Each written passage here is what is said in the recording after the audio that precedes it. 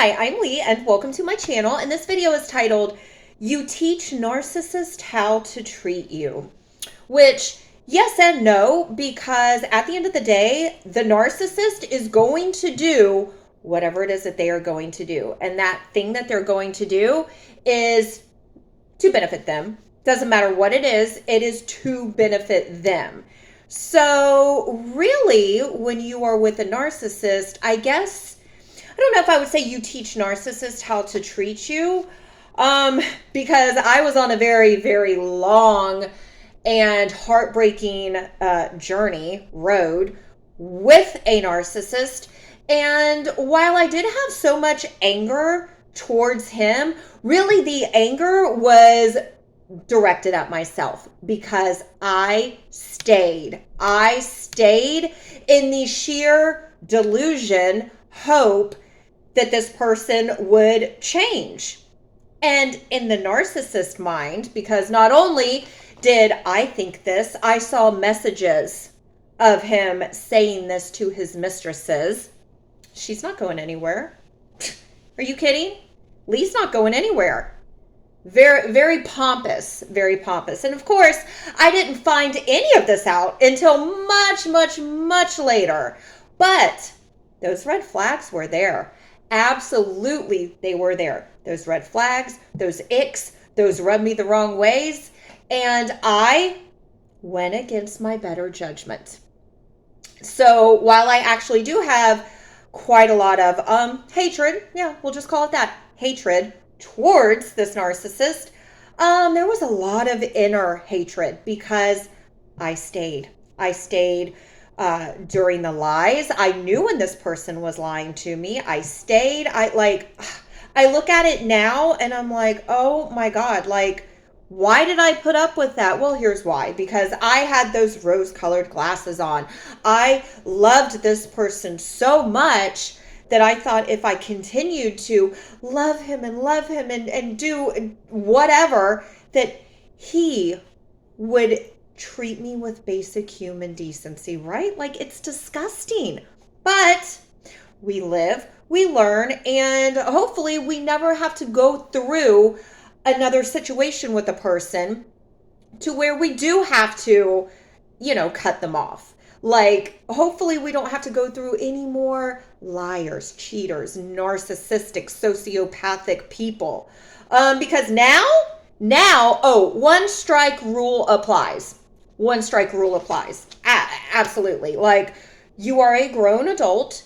You know right from wrong. Do unto others as you would have them do unto you. So no. And especially at this big age, absolutely not. One strike rule applies. But, a narcissist will continue to do things to see how much you will put up with.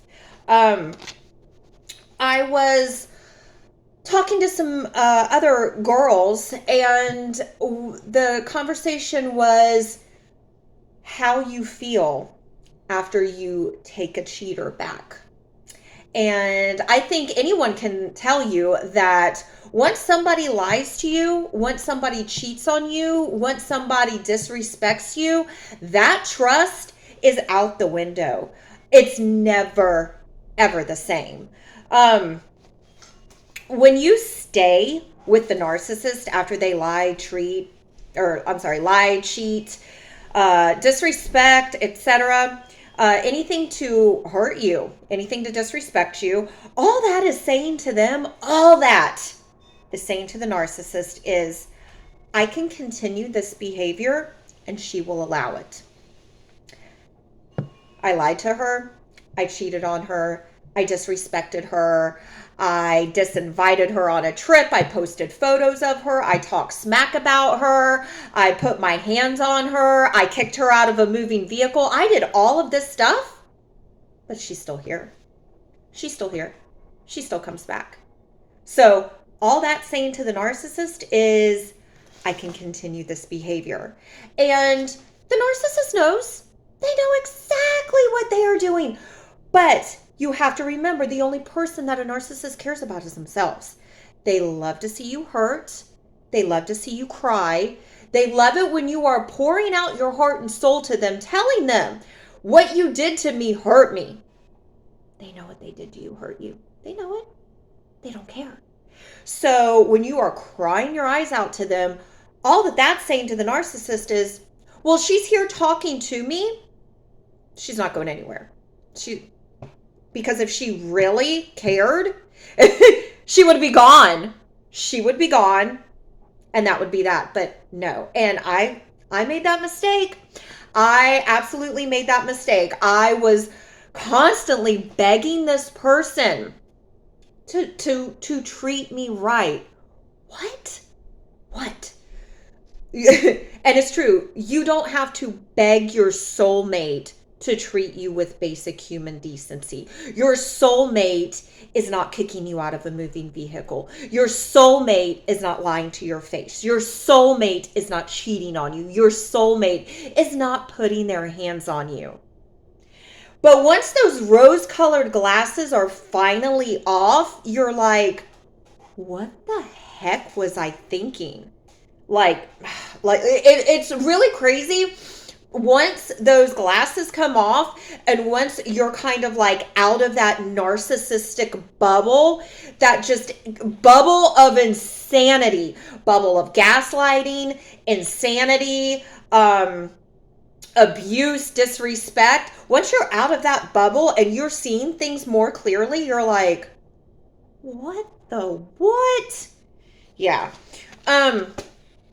So you teach the narcissist how to treat you. Well, no, you basically are telling the narcissist what you will put up with.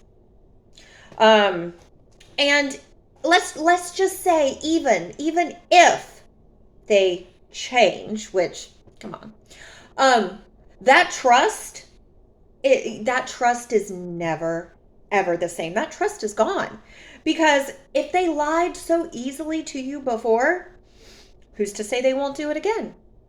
And I've had the narcissist say many times, oh, well, Lee, you have to believe me.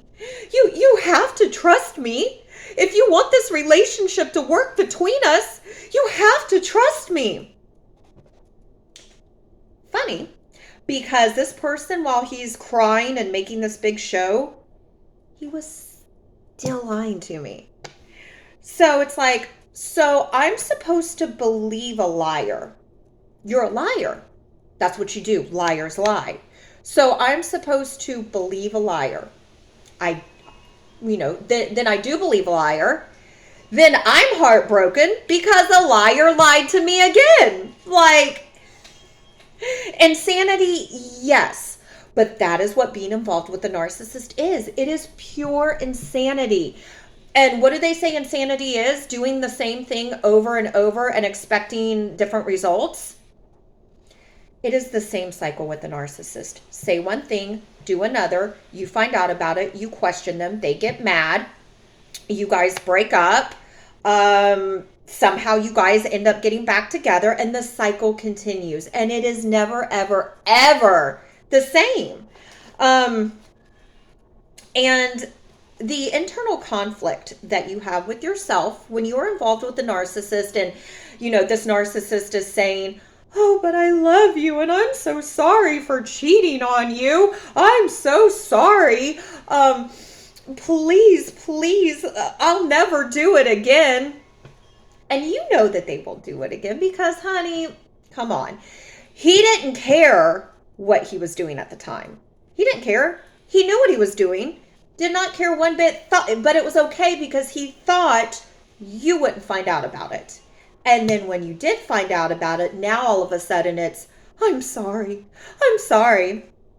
Really? Because you weren't sorry when you were banging this chick. You weren't sorry when you were talking smack about me. You weren't sorry when you were putting your hands on me. So now all of a sudden you're sorry? Come on. But everything is a game to a narcissist. Every single thing is a calculated game. Everything. So the internal conflict that you and other people might have is this narcissist has lied to you and cheated on you and hurt you. Says he's not going to do it again. But how many times has he said it and it's happened? Yeah.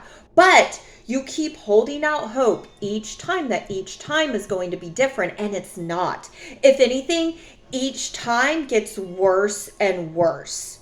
So the internal conflict that you have, and I guess the self-hatred that you have too, because you know that this person is going to do it again. It's only a matter of time. You know it.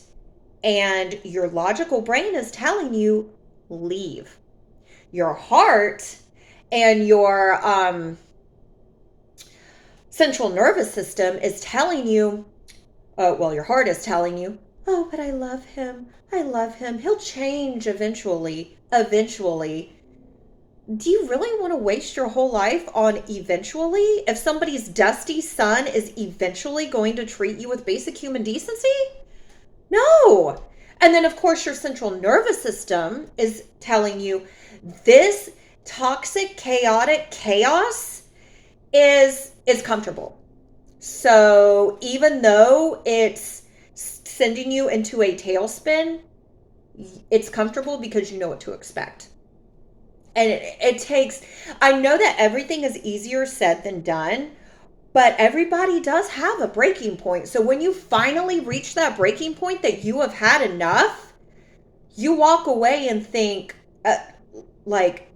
I'm so disappointed in myself that I allowed so much disrespect. But when you're involved with a narcissist, everything that they do is for attention. Everything is to garner attention, supply. They enjoy hurting people. They enjoy hurting people. They get joy out of hurting you. And bonus points if you let them know that what they did hurt you. It's crazy, right? But such is life with a narcissist. And that's why the best thing to do with the narcissist, the first sign of disrespect, leave. I know, easier said than done, right? Because coulda, woulda, shoulda.